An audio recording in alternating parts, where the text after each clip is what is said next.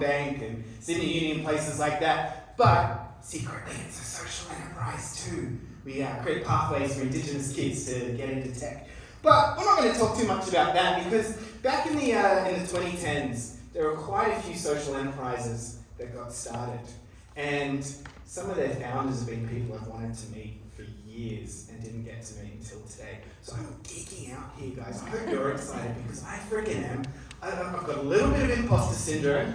Even, a picture of Matt Damon will pop up at some point. There was imposter syndrome then. But these guys are awesome. They've taken social ideas and built a business around it. Now, who here works in social enterprise? Yeah, awesome. Who wants purpose in their work and wants to shift to social enterprise? Yeah, don't we all? Does anyone here use toilet paper? That's good. Deodorant? Yeah, thank you. Order ticket to an event? Yeah, wear socks? Oh my God, we are all in absolutely the right room. We have a panel here today with 4 founders of Australian entrepreneurs that started a social enterprise and then took it global. Now, if anyone started a business, you know that it's freaking hard. It is heartbreaking. It takes so much out of you, and so many businesses fail.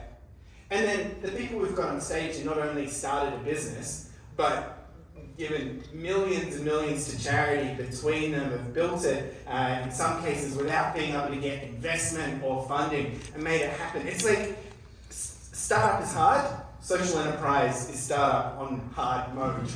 Holy moly. So I'm so glad to have them here. I'll do a quick introduction. You can give them a round of applause as I welcome each of them. Josh Worosh, founder of Humanitix. Jahan from Who Gives a Crap? And Daniel, founder of Thankyou. So we've all been around for around about 10 years, maybe a bit longer for some. You'll see a couple of random pictures just pop up behind it. They'll play on loop, so if you missed it, don't worry, you'll see it again later. Lots of cat pictures, lots of early branding, lots of, here's a Josh, I think he convinced a hedge fund company to give him a free event space, which is awesome. Like, when you're doing something good, Josh always says you should ask for as much as possible. So that'll pop up in the background, but I'm going to sit down and try not to geek out too much. Just deep breath and hey guys. Now, Daniel, I just got to ask, yes or no, is it true that when you started, Thankyou, the first thing you did was Google how to start a bottled water company? Yes, true. Right. And is it true that when you started a toilet paper company, the first thing you did was Google how to start a toilet paper company? 100%, first thing we did. True for you? I wasn't that smart. Worked out ticketing from first principles. So, guys, to get us started, we've got some pictures of the early days. Take us back. Give me the 2-minute version of what was happening in your life leading up to starting this organisation. Daniel, do you want to kick us off? Yeah, cool. So I was in first year university in Melbourne, RMIT. Anyone from RMIT?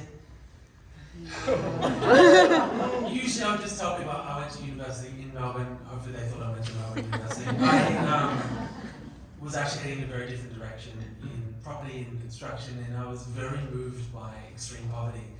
And I remember this particular moment, which I reference often. It was like a founding moment where I'm sitting there moved by stories of other kids who didn't have access to clean water. And it was hard to unsee the numbers, 4,500 children dying every day from waterborne disease.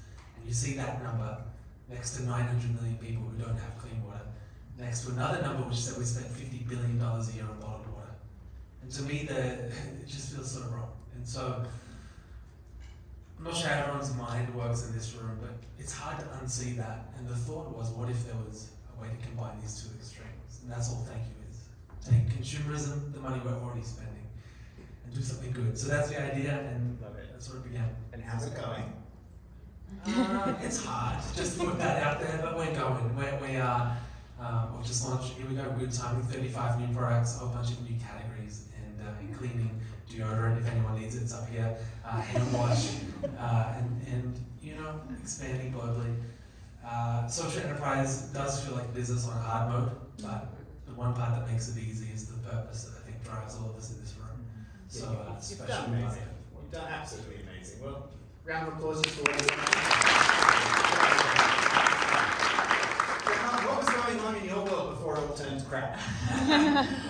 Similar time. This is actually the third business that this family team has been involved in. The other two did not, scale as much as Who Gives a Crap, but similar thoughts actually that were going through our minds. One was like really interested in this idea of creating a business that can give back, and could businesses be the solution to some of the world's problems? That was a big idea in our head.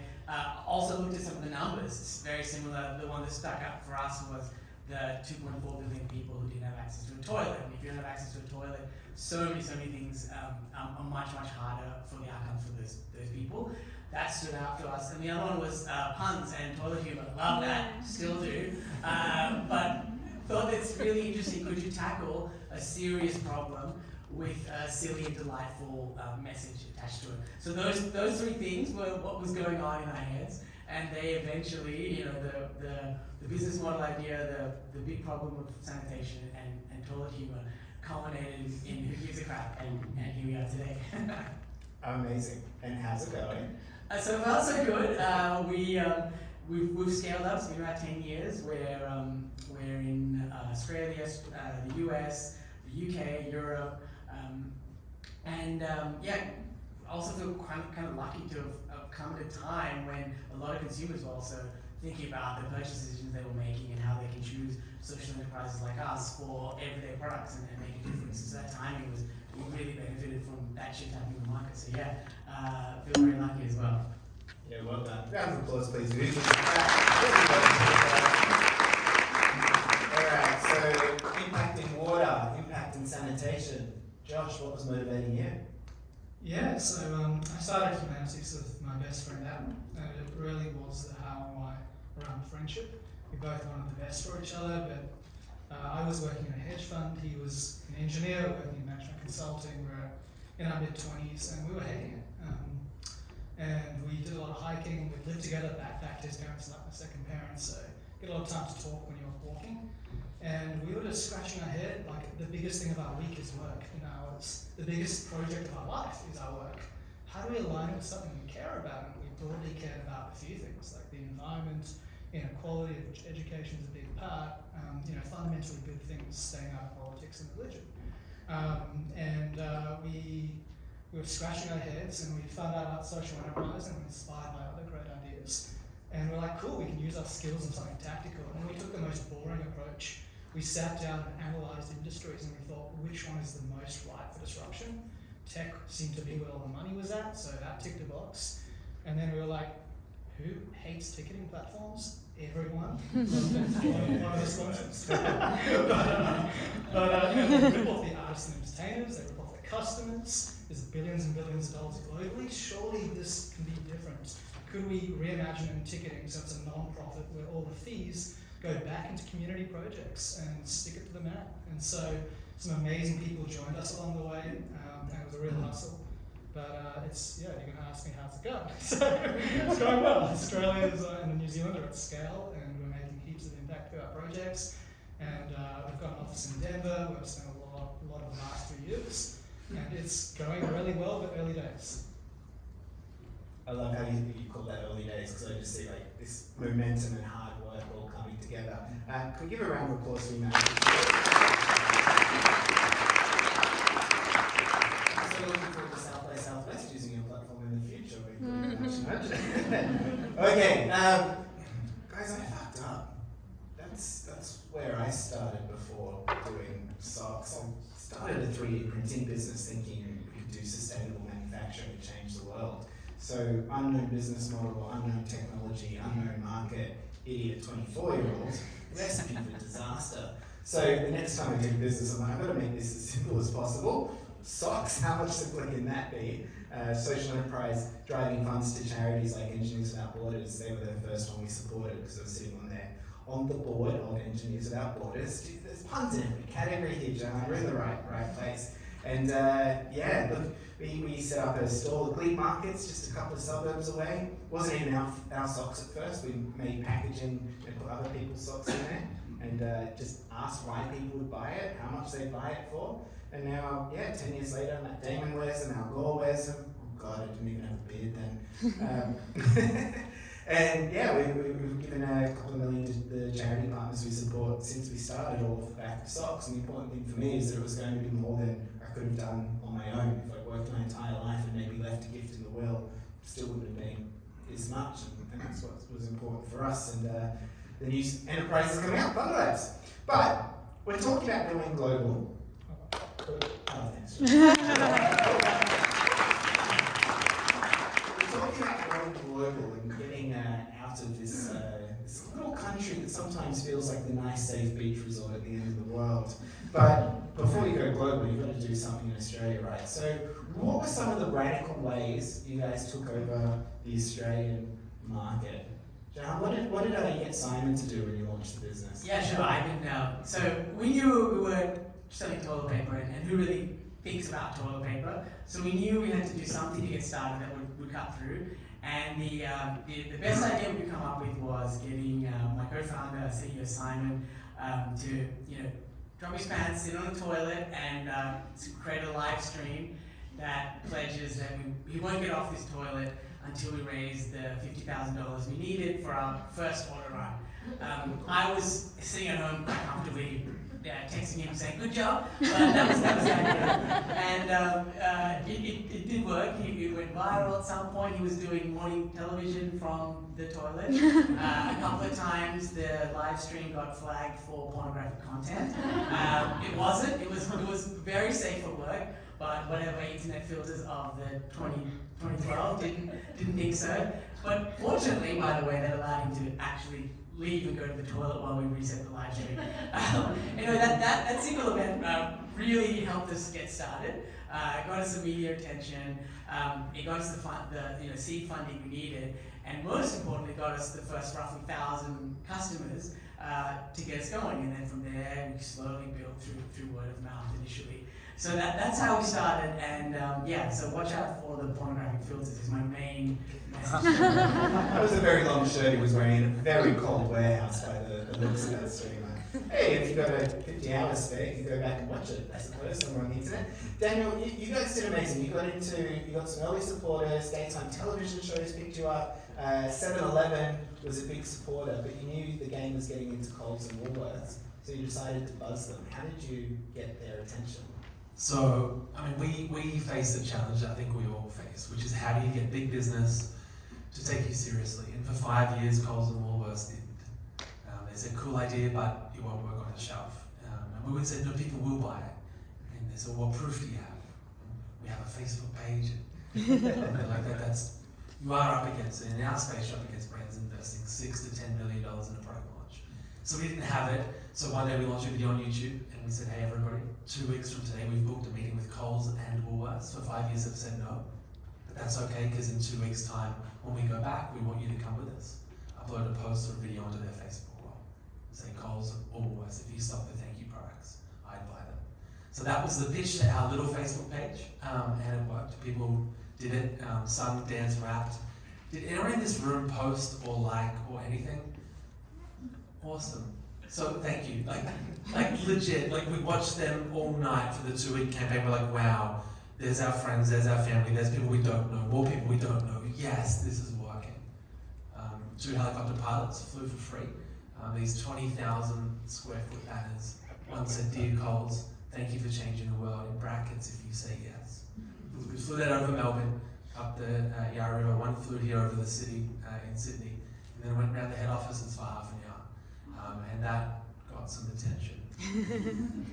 Years later, I said to one of the directors at Coles, I'm like, did you hear how we got in? It's like, hear how you got in?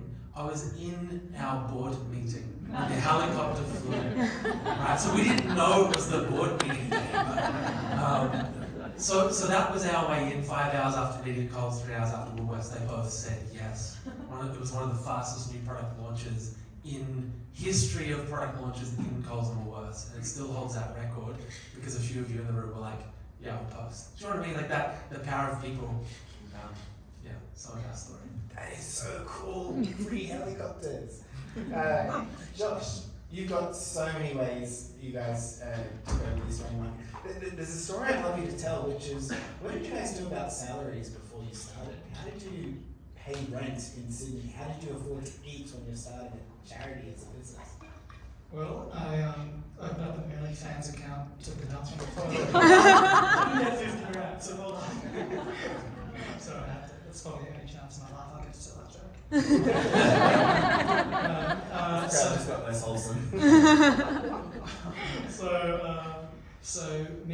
It was me and my best friend, and we were in our late 20s, we weren't millionaires, and our parents thought we were nuts leaving well-paid jobs to start a ticketing platform with no equity. And so we didn't have any investors because we were a registered charity, and so Adam had the tech background, so he went first, and on a handshake for about almost 2 years, or 16 months, we shared my salary and moved back to our parents' place, and luckily come from loving families with not many expenses, and we hustled, and James over there joined us as a nut job who came to work for free for 4 months. We didn't know him. And, moved back to his parents' place, got a bar job on the weekend, and it was just this crazy hustle, and it was all done on handshakes. There was no payoff for any of that. It was just a labour of love. And then slowly we got runs on the board, and we were begging here for 25 grand from a philanthropist, 50 grand here. It took till 2018 when we managed to create like this non-profit form of investment that Atlassian backed, which was pretty much, if you were a VC, you'd expect a 30% rate of return on your investment. Well, we give all our profits to charity. You've got a foundation, Atlassian. Maybe if you give us $1 million, we'll give you a 30% IRR, is the venture capital term, return to your projects of choice. And that way, it's like a non-profit form of equity. And that's how we kind of cracked the code to how we could keep scaling as a charity. Because until then, the idea, we didn't have, of course, the challenges, but sales product wasn't our challenge. We didn't have to crack into Coles or these big giants. It was really access to capital, because success is hard, but funding success gets harder. There's a tipping point at some point where you become cash flow break-even. But that was, answer more than you asked, but that was that journey. You've shared some really insights on previous talks as well about that tipping point, how there's a lot of philanthropy available for ideas that start, yet as soon as something takes off, they go, you don't need us anymore. What's all that about? Yeah, look, there's some great philanthropists out there. Obviously, anyone giving money to a cause with no strings attached is doing something beautiful. But unfortunately, a lot of philanthropy is illogical when it comes to the social enterprise ecosystem. So in venture capital, for-profit world, if you walk into my office and you've got a great idea that could be a 30-bagger return, I'm greedy, I want to lock you down, I want to squeeze out what they call a cap table, keep this a secret, I can make more money. In philanthropy, if you're starting to get some runs on the board, maybe you'll be okay on your own. I'll give it to someone else who needs it more, as opposed to which idea has the most opportunity for the world. And that's a common mindset issue in the sector. And so we kept having the experience where as we scaled, I wanted to seed you, but I'm not going to follow on. There was no greed in philanthropy that rationally funds the idea that has the best return, whether it's a commercial return or a philanthropic return. Now, there are exceptions to that in the space of philanthropy, but the norm is that, it breaks down as you try to scale as a non-profit. Yeah, absolutely. So Humanitix is a 100% non-profit registered charity in Australia, which is, you can almost miss it sometimes in the amount of transactions that you do, but that's absolutely incredible. Thankyou likewise is 100% a charity. Meanwhile, Jahan and I are sitting on for-profit businesses. So different approaches to get the same outcome. Guys, what do you think is different about going global when you're a for-profit versus a non-profit? What have you guys noticed? What have you experienced? Daniel, how did you navigate it? Okay. Well, at Thankyou, I think we often sit there looking at our model, going, man, we need the who gives a crap model. You just sort of have this grass is greener approach, and it's essentially a series of different trade-offs. And I think our approach is you've got to figure out the shoe that fits for you and go all in on it. And that's what we've done. But scaling is really, really tricky. And so we first launched into New Zealand. That was our first go global move. Wasn't a huge one, some would say. They're like, oh, I get it. You're going from Australia to New Zealand. That's a lot of global brands test in New Zealand. So Pokemon Go, for example, rolled out first in New Zealand. What? Right? That ironed out ideas, and then they launched everywhere else. And Amex and a whole bunch of brands. So we thought, we'll do that. And in my mind, it was a quick tick. Like, we'll go to New Zealand, tick, it works, it's an amazing model, the team do a great job, and then we'll scale. That became a very long journey, and actually became an undoing of Thankyou. because we realized, oof, the way that we're running Thankyou and planning to run it to go global, well, not only could it not take us global, we're struggling to sustain New Zealand and Australia running it like this. So there was a big rework on the inside. Then there was a rework of how we thought about product and how we make product, and then how we take it to scale. And we ended up reimagining our business. So at the time we had a staff headcount of 60 full-time, in Australia going on 90. New Zealand was a small team, but when we mapped out the US and Europe and Asia, we're thinking hundreds and hundreds of staff. And for us as a non-profit, in the way that we're set up, we're like, this doesn't work. And so then we flipped to a licensing partnership model that actually we tested. It worked at small scale, and right now Thankyou is expanding back to New Zealand, which is good news, and then throughout Asia, Europe, and the US through partnerships, through existing distributors or other businesses that have got scale. We come in, we bring purpose, we bring Thankyou, and I thought we'd make less as a percentage, right? Because we're doing less of the work.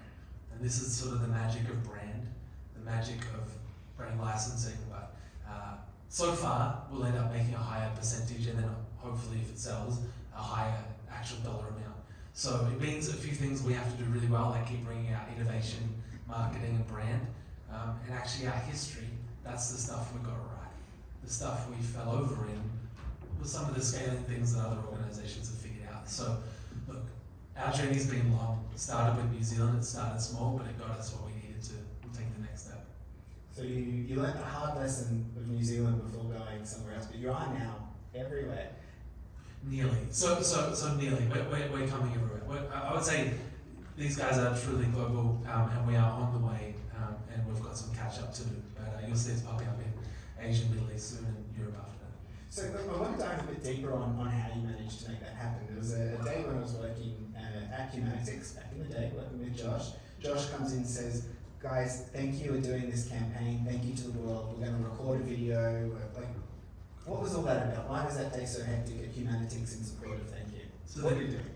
So in the New Zealand journey, we had this project called Project Salvation, drastic name, but it was titled that because we'd discovered an interesting phenomenon in our social enterprise, which is we could no longer sneak into categories. When we launched big brands already, way more ready than we thought, and it hurt. So we launched into the nappy category. We had 10% market share in the first 3 months. That was huge. And that was in Coles, in Woolworths, it doubled our business. But then the big brands promoted hard. The number one brand went from 17 weeks a year on promotion to 33 weeks a year. And there was this scary moment actually, which we'll write about one day. It was on a Wednesday, we got a call from one retailer saying we've had a strategic decision internally and we're going to cut the range because it's not performing. And the following day we had a call from the other retailer saying we've made a strategic decision, we're cutting the range. And we're like, okay, cool, we've got $5 million stock on hand. This is a really weird 2 days, and it's a tough market to compete in. We were able to clear the stock, but it showed us the game is getting bigger and we have to rethink this. And so part of working through partnership was that campaign was bold, because we identified that there are distributors and manufacturers around the world that we could partner with. There's also Unilever, P&G, and all of these tier 1 companies that could do the supply chain, they could do the retail management, and so we approached it through a video publicly, because we thought if we were ever to partner with Unilever or P&G or anyone like that, it would need to be public. And so we sent them a little invitation. It was a licensing agreement. We had a whole bunch of really smart people. We worked on the Disney deals and a whole bunch of stuff, worked on this piece of paper. And we sent it to them in this big glass truck to their London head office, a big glass truck to Cincinnati. And these companies knew who we were. Over the years, we've been approached by many for people to buy Thankyou, and we're not for sale, and you can't buy in. So we approached them. They both said no, which is disappointing, but we wish them well. And their no's were fair, but during that campaign, we attracted others, and this was our hope. As we called out about taking Thankyou to the world, maybe one of the big 2 will be in, and if not, maybe someone else will. Right, about 6 of the other tier 1s come to us with really interesting offers. But then this further group of independent distributors, manufacturers, and retailers who were like, well, we're not them. We couldn't do the whole world. But here's how we could do Europe or Asia or the Middle East. And so that became our plan of how we roll out. And so thank you for recording your video. Unilever and PG weren't up for it. The campaign got 2 billion media impressions, so it worked. And we found our partners to help take Thankyou to the world. So thank you for the video. Amazing. You guys definitely do launches big and public. Jahan, was yours quite as big and public when you went global? To go global for us, different models. So we weren't relying on supermarkets, and we were making the product ourselves. So we took a very let's just test and learn approach. And we had enough product market fit in Australia. We felt like that was going. We had enough cash to fund a few simple tests in other countries. And so we tested the US and we tested the UK. Actually at the same time, which a lot of people thought this was a really stupid idea to launch two new big markets at the same time. Actually it was good because we could compare and contrast the two and know what problems were local to the market versus not. And so that was our approach, was really very slow going, and we just played the game of like, hey, we can break even if our acquisition costs are this much, and we know our logistics costs, and let's slowly go. Plenty of failures and mistakes along the way. Massively stuffed up our tax in the US initially. It's all good now, if anyone's wondering. But lots of learnings, lots of fails, lots of no's along the way. But the D2C model that we had allowed us to just do it piece by piece, just find our early adopters, find the cities and go. And the main thing we were worried about was actually the word crap. We're like, is the word crap scalable? That was a real question we asked ourselves. Turns out it is. The UK in particular kind of gets our brand voice. I mean, that's the real thing. Like, does your brand translate? The US, we were not sure. We tested Role Model as the alternate brand name. Couldn't see any real difference in acquisition, so we stuck with Who Gives a Crap. There's an unproven hypothesis that the rise of Trump made the word crap more just the language in the media was changing at the time we were doing it. No real data on that, but the word crap was one of the big things we were wondering about, and that's how we did it, very slowly, piece by piece, and allowed ourselves to find our pockets in the US, the UK, and now Europe. There have been markets that didn't work. Canada, logistics costs insane, didn't work. We tried Sweden, couldn't get the pricing to work, and so we've rolled those back. So yeah, lots of failures along the way as well. Crap was a swear word in my family. My mum would not let us say the word crap, just to put that out there. It was very conservative. I didn't like it. Our version of of getting the call that your supplier, your retailer is putting you down and delisting is we got one from Amazon being like, hey, you are blacklisted. The word crap is a swear word. They took our site, they took our storefront, like 0 revenue, storefront down. Had to go through all this paperwork. But net, Who Gives a Crap has been the right name, but there have been many challenges that have come with it. Right, just in terms of names, you've got like Daniel going super wholesome and polite, and you guys pulling puns out of your way. Josh, Jahan mentioned tax. Tax isn't that hard, is it? In the US in particular? Yeah, I can put you all to sleep. Not a record this in your sleep meditation. When we went to America, one of the hardest things to solve, because we're an online marketplace, sales tax in Australia is 10%, in New Zealand it's 15%. In most countries it's 1% and it goes to one office. In America, every county has its own sales tax rate. So there's about 14,000 permutations of sales tax that we have to calculate in real time and then remit to the right office. It's a tax agent's dream. A horrible barrier to entry for a new online charity. And so I think it might be the first charity in the world to have to tackle that as an online marketplace, because I can't think of another charity that was an online marketplace, which added another whole layer of complexity to it. And yeah, ruined about a year of my life, and it's still brought up. I'm sorry, Jahan. What a war story! Yeah, that's good. We're not using the W word today. Let's go back to what happened when you were gaining extensive market share in Australia. Things were taking off. COVID came along, and you were in the middle of expanding globally. How do you A, expand a social enterprise globally, B, do it as a charity, and C, run an event ticketing platform while it's COVID? Yeah, it was honestly like the love of my life. Like you spend 6 years building something with incredible people. Many of the people that have joined you have worked from your family's home for free. They're not employees on a spreadsheet, they're your family. And it's working. We've just become cash flow break even. We've given some money to our projects.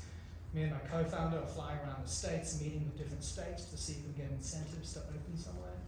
And it's March 2020, and we're like on top of the world. They're expanding into America, and boom. We had to jump on a flight from Dallas back to Sydney, straight into 2 weeks of lockdown in your home. We were on the first flight into Sydney that had to do that. And we thought it was all over, because like God knows how long we're locked down for. Our revenue went from like tripling every 6 months to negative, because we had so many refunds. And I had to call up, the team, like 15 to 20 of us, and be like, don't know what's happening. But we've always managed Humanitix very conservatively, because we don't have shareholders. So we had a strong balance sheet and have been saving to go into America. So we ran the numbers and we're like, look, we can tread water for 6 months here and keep the team together. But it's going to get really serious if this happens for a year or two or longer. And so we sat down with the team. I think we're the only ticketing platform in the world to not let go their sales team.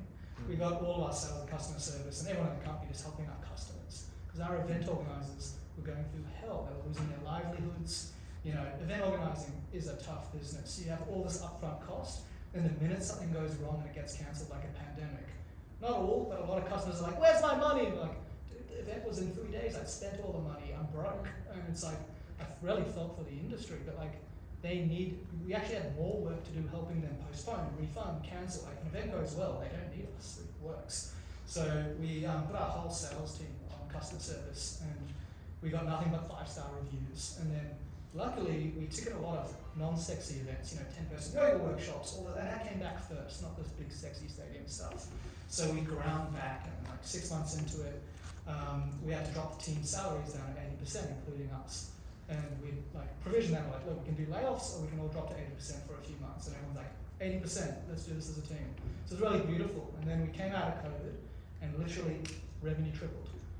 We're just taking so much market share, because all our competitors had just gone terms and conditions on their customer. Like, computer says no, got investors, so sales team, customer service team fired, and they were doing what shareholders wanted them to do, obviously. And so we had a completely, it turned out to be a competitive advantage. COVID might have gone a different way, it might have been our death.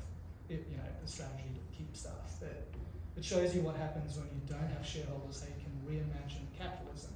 Because we are a very competitive cutthroat business in the marketplace. You don't come to us because we're the good guys, you come to us because we've got great tech, great pricing, we're not going to charge you an ethical premium. It's the icing on the cake, the impact. But we don't treat our staff like numbers on a spreadsheet. Amazing. There's something you just tapped into there, which I think is really important. A lot of new social entrepreneurs struggle with it. Well, hang on, I'm doing this thing, it's really great for the world. People aren't flocking to, we're only 20% more expensive, or there's some other trade-off. Well, what's your opinion on those who go down that path? You called it the social enterprise premium, was that it? Or the impact ethical premium? tax, whatever you want to call it. The ethical tax, there you go. Look, there's a lot of things in the world that have an inherent disadvantage if you're going to make it ethical. So there's a lot of things that you can't get around. If you want to make an ethical t-shirt that's not made in a sweatshop, you're paying higher labour rates, it's going to be a premium price. Maybe not everyone will buy it because of that, but it's still a good thing, and you can still get some level of scale. But we took the view that if you want to scale globally into like a brand like IKEA, you have to appeal to everyone. And if I can't put my kids through school, or I'm struggling to pay for food on the plate, I'm not going to pay extra premium for your ethical t-shirt. It's a nice to have, but it's going to be very ethical or very rich people that buy it. And so we looked for an industry that we could beat the incumbents, because their fees are so high, without charging ethical premium. And that way we will win the very ethical people, we'll win the very wealthy people, and we'll win everyone else, because we're going to win on value, and the ethical point of difference will be the icing on the cake. And that was a formula we thought would scale fastest. And it's true, a lot of our clients don't know we're a charity, most don't. They know something good happens with booking fees, but we don't market ourselves as a charity, we market ourselves as the best ticketing platform. If you walk into our office, it's full of software developers, really good customer service, and we've got a competitive advantage there. competitive disadvantage with access to capital. But when you work at Humanitix, you're not there because it's a job. If you go into Ticketek's customer service team, it's a job. No one cares about Ticketek. And so when you call it as an event organizer, you're dealing with a 9 to 5, and get me out of here. You call Humanitix, you're speaking to someone who's passionate about our purpose, and they want you to have an amazing experience and tell everyone else to use us. So there's pros and cons to going this structure. Obviously, a massive con when you're not yet profitable. But once you're profitable, I think it's an inherent advantage. Do any of you regret the structure that you chose? Do you regret being 100% a charity? Do you regret going down the for-profit line? I mean, we spent the first 3 years before we actually launched debating what the right model was. All sorts of different models came up, but ultimately we landed on this 50% model because we thought in the long run we'd be able to donate more than double.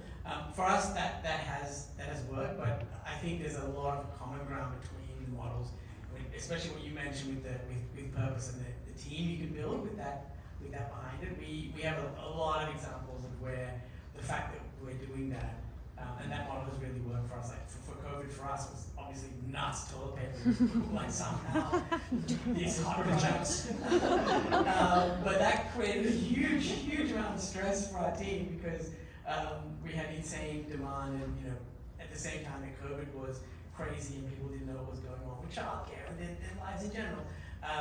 But again, the purpose meant that people could turn this overwhelmingly negative thing that was happening into a big positive, one of our biggest donations ever.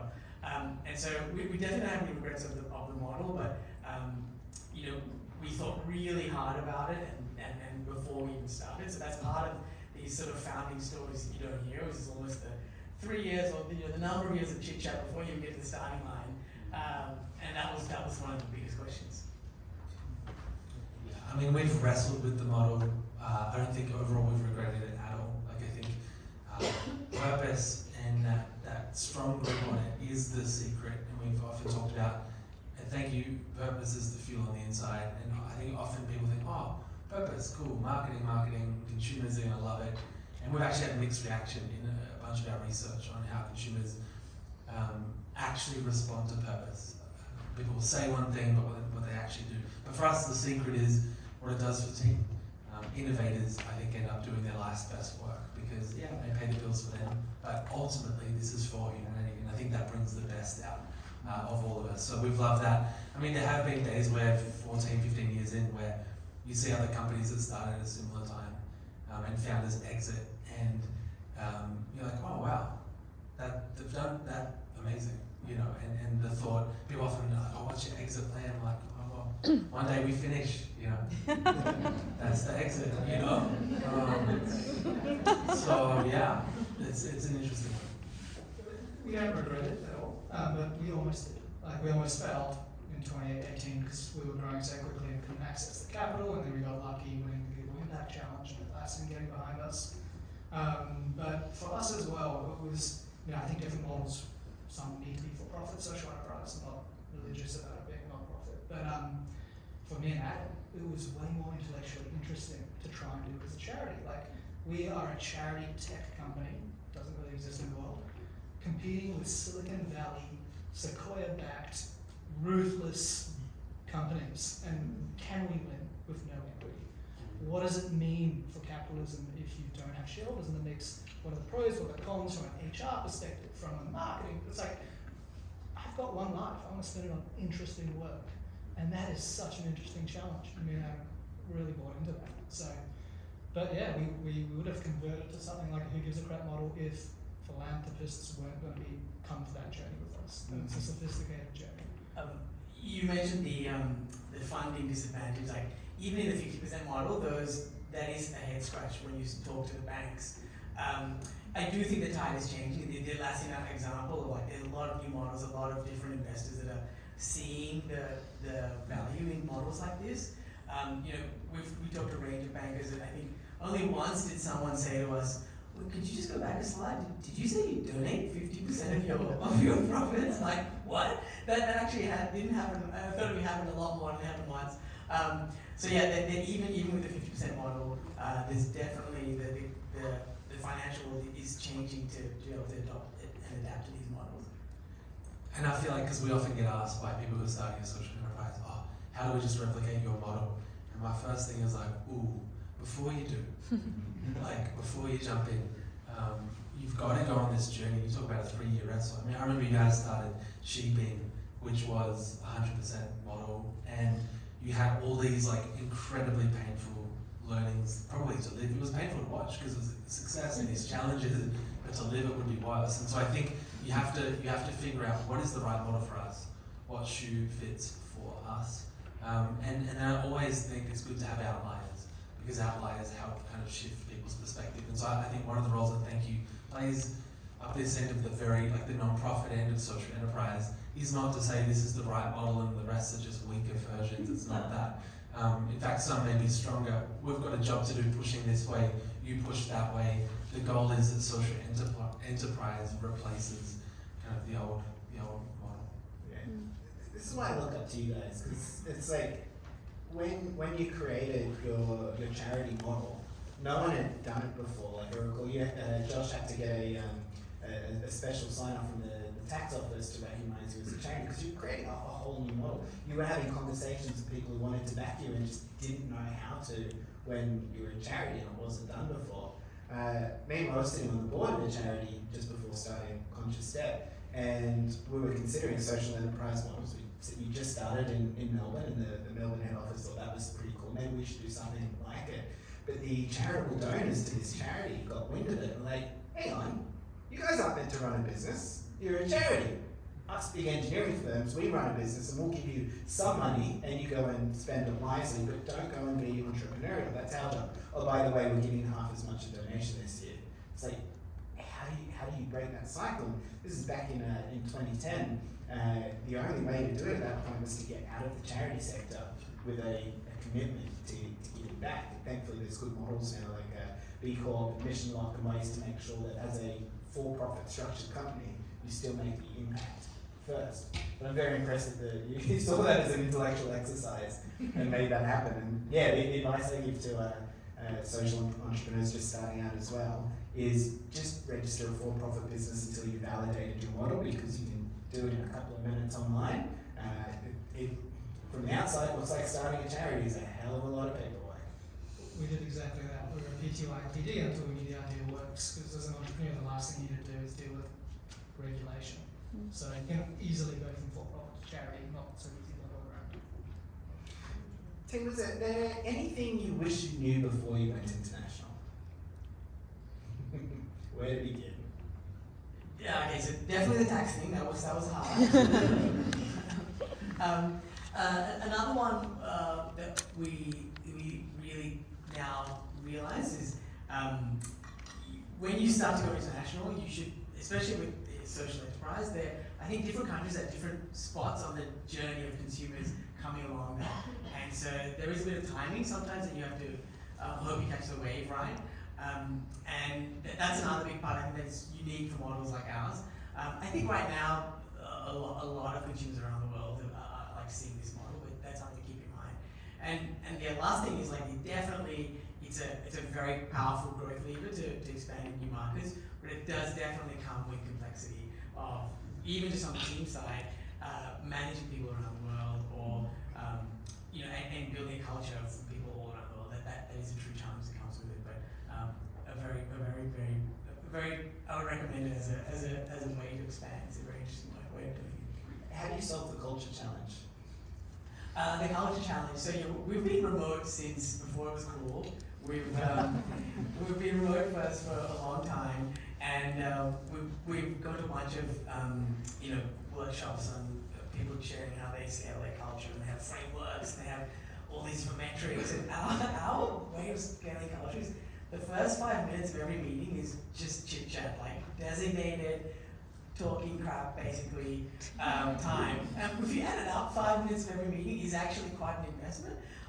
It's so simple, it's so natural, and there's like, when the clock hits 5 past, people just know, okay, we better get into it. But that is actually an amazing, simple, practical thing we've done to keep the culture alive. And then we have more sort of organized ways of doing it. In particular, the most powerful one is People who've been in the company for more than 2 years are eligible to go on kind of a raffle to go out into the field. And obviously we can't take the whole team into the field, it's very disruptive for people doing important work. To have a whole bunch of toilet paper people come. But small groups, 10 of us will go to Cambodia and we'll see what have we done from the other side of the world in this hospital on the ground. And if you want to build culture and purpose and connection to a mission, it's incredible. It's like sort of life-changing stuff.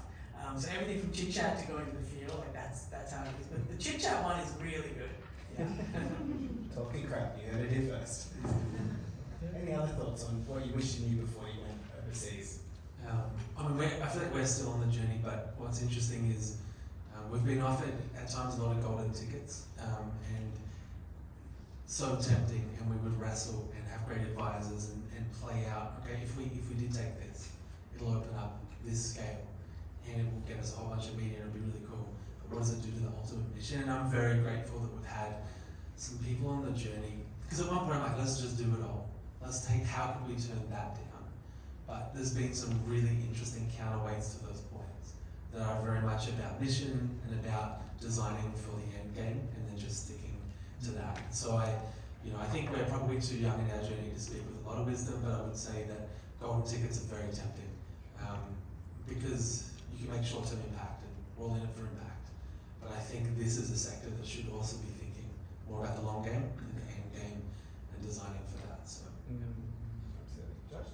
Yeah, we got some great advice from one of our funders, a tech philanthropist who's gone global before, and he said, when you go global, you want to parachute your culture in. It's going to be different in the other geography, but take your cultural leaders from your successful country and parachute them in, let them build the team, and then a year or two in, they can come back. And so Jenny, who chief of staff and head of sales, went over there, and they're cultural champions at Humanitix. They understand our business, and me and my co-founder went over as well. But we kind of parachuted our culture into America and New Zealand, and then let them have their local flavour. But can I share that story we chatted about before? Please do. Because this kind of comes back to Humanitix. There's a few plays in that word, but one is the human.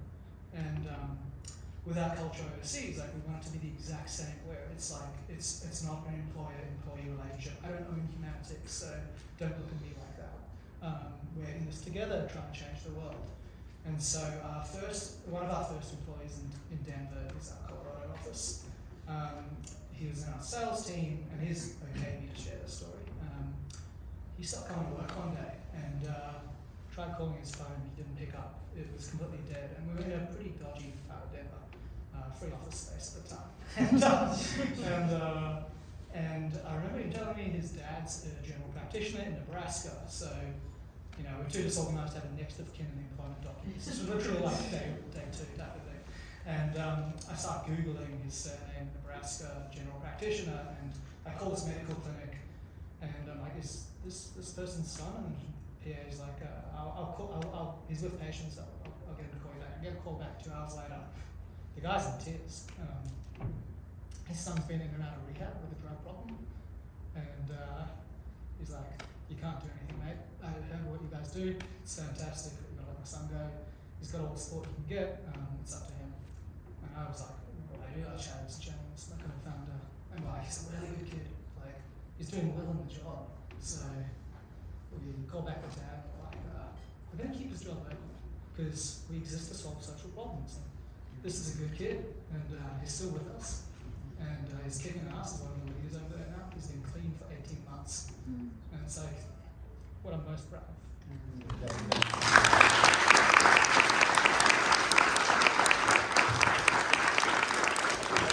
so beautiful how the ethos goes through everything. That's someone you've had the pleasure of working with and seeing that journey.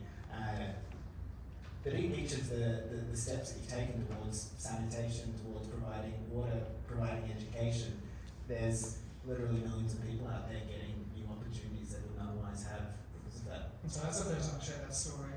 But there was more to it. His dad flew out to Denver, took the whole company out for dinner. We pretty much talked about how the culture in America is employee versus employee. You find out you've got someone who's in and out of rehab in their probation period, they're gone. It's hire and fire at will. He was just so blown by this idea of compassionate capitalism. Like that's pretty powerful. It's like the whole team knows the story. The guy's open about it in talks at AA meetings and is helping other people. Amazing. That's such a good story and such a beacon for everybody else. Well done. So with our last few minutes, I want to give you guys permission to brag. Tell us what you're excited about. Tell us what you're proud of. What's coming up. So what are you looking forward to at the moment? Like what's kind of hot and exciting? Or what are you most proud of? We're launching toilet paper, just kidding. We talk about it all the time. We do a great job. It's been a big few years, probably for everyone, pandemic and all that. It's been big. I think we've seen more and more the role that social anything plays, but social enterprise plays. And so after a long journey, we're all in again, more than ever. We sold a lot of hand sanitizer during the pandemic. And so much so that we made literally $10 million profit over 2 weeks of sales of hand sanitizer. Now it took a couple of weeks to fulfill that month. Sorry, we won the biggest government tender in the country, and we won it on price. Wow. Another retailer thanked us. We won their contract. They said, "Oh, thank you for not price gouging, because we've got suppliers selling at triple the normal cost of goods." And we're like, right? So that wasn't in our concept, right? And so we were just sort of doing the right thing, and the brand has stood the test of time and trust. In crisis, we won work and we delivered on every single unit, and that was a really interesting moment because we made a lot of money. The behind the scenes though was wild because our Australian business had fallen off a cliff. Supply chain fell apart. We couldn't produce. It was actually on paper the end of Thankyou, but some of our team, Kirk, is so driven by the mission more than any of the co-founders, and he's like, no, we're going to find our way through this. And he found the supplier of sanitizer, and he found all. And so to see the inside of social enterprise at a time of crisis, like rise up, to see government and retail trust going, you guys are like the real deal, we're in. And then to look at the 10 million, and as we distributed that out to our impact partners, literally a couple of months later, they were like, we've got donors pulling out. Like this is, well, thank you. And it was like, and I'm so pumped about the 10 million, but that's Australia. If Thankyou was global at that moment in history, I think it would be more than 10 million. Because I came from a market of 18 or 24 million people, right? But what if we were global? And so there was a gold rush. A lot of people made a lot of money in hand sanitizer. And I think more of that should have been social. And the truth is, a lot of people make a lot of money every day in consumer goods, in software. And so we're really excited about going all in. There's a heap of new products up there. No pressure. Please go buy them. They're like, can you tell us what's special about the deodorant? Like you've got something new about the package. So this is the first 48-hour antiperspirant deodorant that's 100% natural. So Gilles Frenchman, he calls this his life's best work, and it truly is. He sold one of his innovations for €230 million. So he's got a big experience in innovation. He's made his money, and he's given us this no cost of IP. It's a truly remarkable product, and it's the power of people coming together. That's hit the market here, and it's about to go further. We've got cleaning products. I don't want to sound like a cleaning product sales guy. We're excited about new categories, new countries.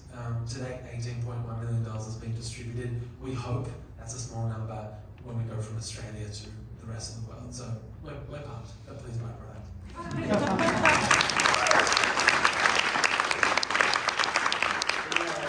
Deodorant is the first deodorant that I've ever come across that's actually refillable, like all those big plastic balls in there, like what they're doing from a sustainability perspective, as well as being a social enterprise charity and all the other things. It's just so wholesome. Like, amazing. Well done, Daniel. John, what are you excited about? What are you proud of? Never dull day in the world of toilet paper. Lots to be excited about. We're sort of crossing paths with you guys a little bit. We're going into retail, and that's a brand new channel for us. Like when we started, we did that crowdfunding campaign. Part of it was similar to your helicopter. Well, part of it was to get the phone call from Coles and Woolies, which did not come. And at that point, it was 99.9% of toilet paper bought in supermarket shelves. we sort of built up the online channel, and now we got the call, and we've just launched nationally in Woolworths and with Aldi, and we're learning that channel. I think it'd be really, really fun for us to do something on the toilet paper section of the supermarket. It just looks crazy. It's like out of control. To do something that really pops on that shelf would be really interesting. To continue, building our brand and reaching more customers, because there's a lot more bums out there. So that's really what we're excited about. And that's kind of why we chose toilet paper. Why products like what Thankyou are doing, why ticketing platforms, these are all things that are like universal products. We chose toilet paper because it, by definition, is one of these things that if you can take a small portion of that money that goes towards toilet paper and help it build toilets, you could honestly solve the problem as big as sanitation. So that's what's excited us from day one, but still excites us today. Yeah. Amazing, that's so awesome. Thanks for being here, Gina.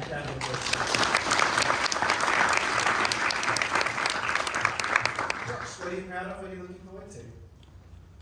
So look, COVID was rough, but we've come out of it really strong. And in software, once you get to critical mass, it's very profitable. And so, in the next 12 months in Australia, probably even 5 to 10 million sustainability type projects. New Zealand's same, but population smaller, and America's working. And so it's just become cash flow break even. And if we get this right in America, to Daniel's point, we can 30 to 40 in a few years. And it's just, we educate young girls in low-income countries, we're filming Indigenous scholarships. It's really beautiful things. And yeah, to what your point earlier, I could never have done that on my own. So that's what I'm most excited about. Yeah. And kudos to you guys, because you mentioned you're just getting cash flow positive, but you've been making the donations to the projects right from day one. You've always said 100% of profit, but you've been giving away a lot of money before you had any profit. Yeah, we in the early days we modeled it that 100% of profits or 20% of revenue. And so we had to give 20% of our revenue. That's why I lived at home for 2 years. Yeah, because we didn't, the public doesn't necessarily understand how the tech platform has to hit scale to become profitable. They just think, how much of the ticket went to charity? Nothing, you're a scam. So, we decided we're going to give a meaningful amount from day one, even if we don't pay ourselves. And we just got to back ourselves to get there pretty quick. Yeah, well done. Yeah. Josh, thank you so much for being here. Amazing round of applause for you.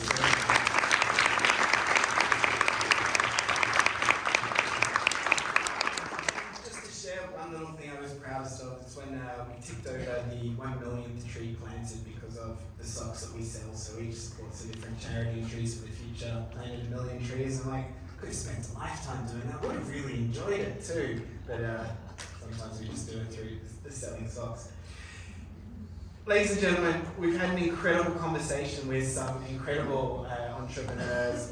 I'm just feeling inspired, excited, and terrified about what else could happen in the world. We've really heard how hard it is to take products internationally, take software internationally, run a ticketing platform during COVID. There's so much to it, but what's consistent here is the resilience. That even though products have come and gone, experiments have come and gone, the three here and their partners and their teams, their co-founders that have been on the journey the whole way have kept at it. And as a result, tens of millions of dollars have gone towards charity work that otherwise wouldn't have. It'd be in Unilever's pockets or something else, or Eventbrite. So thank you so much for everything you've done. Thank you for your attentiveness, your enthusiasm. I'm Adam Long. Go and do something inspiring. Thank you very much.